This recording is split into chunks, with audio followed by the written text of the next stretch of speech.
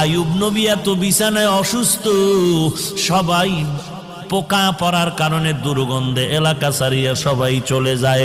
আইয়ুব নবী এখন কাঁদতেছে, আল্লাহ সবাই আমারে ছাড়িয়া যায়, তুমি আমারে ছাড়িয়া দিও না রে আল্লাহ।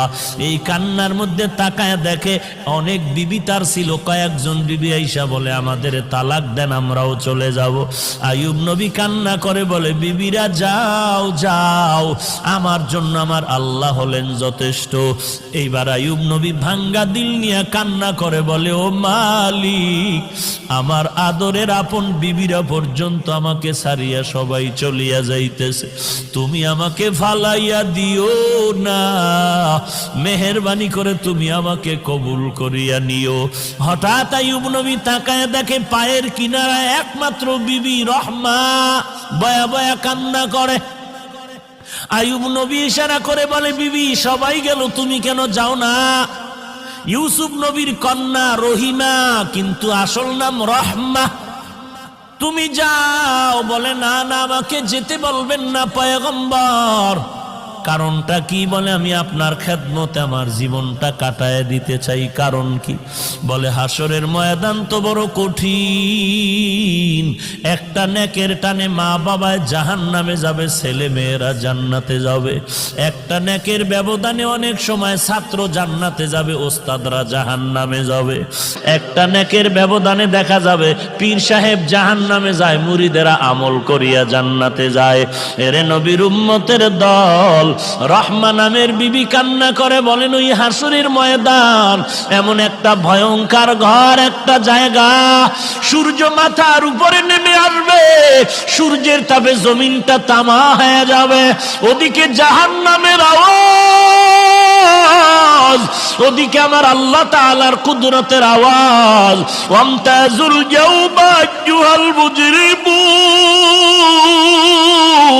এরে গুনাহগারের দল, নেককারদের থেকে তোরা আলাদা হয়ে যা।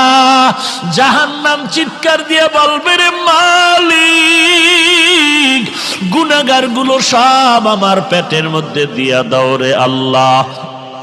সূর্যের তাপে মানুষের গুনাহগারের মাথার মগজগুলো টাস টাস করে ফেটে যাবে, পায়খানার রাস্তা দিয়ে পেটের নাড়ি বুড়িগুলো পড়িয়া যাইবে।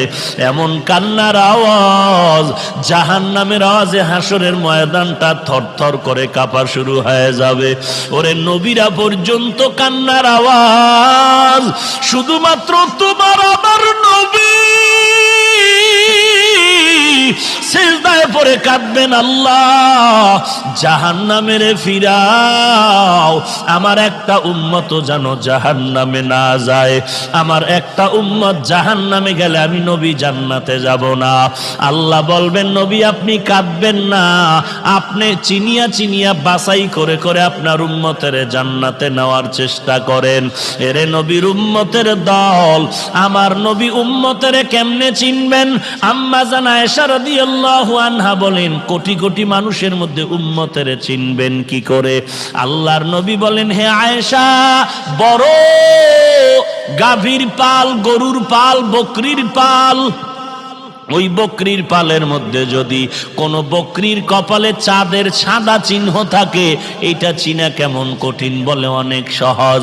বলে, হাসরের কোটি কোটি মানুষের মধ্যে আমার যারা আসল উম্মত, ওযু বানাইয়া 5 বেলার নামাজ পড়বে, আমি নবী তাকায় দেখব ওযুর অঙ্গগুলো তাদের নূরের আলোতে ঝলমল ঝলমল করতে থাকবে। আমি নবী বাছাই করে করে জান্নাতের ময়দানে নিয়ে যাব। রহিমা কান্না করে বলে, পয়গম্বর, হাসরের দিন যদি আল্লাহ আমি রহিমাকে ডাকিয়া বলে, এমন কোন আমল নিয়ে আসছো নাকি যাতে করে তোমাকে মাফ করে দিব? ওই দিন যদি আমার কোন আমল না পাই, আমি আল্লাহর কাছে দাঁড়ায় বলবো, হে মালিক, আমি একজন তোমার আদরের নবীর স্ত্রী, তুমি আমাকে উসিলায় মাফ করে দাও। আমার আল্লাহ নবীর মোহাব্বতে আমি রহিমাকেও মাফ করে দিতে পারেন। এরে পর্দার আড়ালের মা, আমি হাফিজুর রহমানের মা, মা তুমিও মা, মনটা কি চায় না একজন আলেমের মা হয়ে কবরে যাও, একজন হাফেজে কোরআনের মা হয়ে কবরে যাও। তুমি মরার পরে তোমার সন্তান জানাজা পড়াবে, তুমি মরার পরে তোমার সন্তান কবরে গিয়া কোরআন পড়ে দোয়া করবে।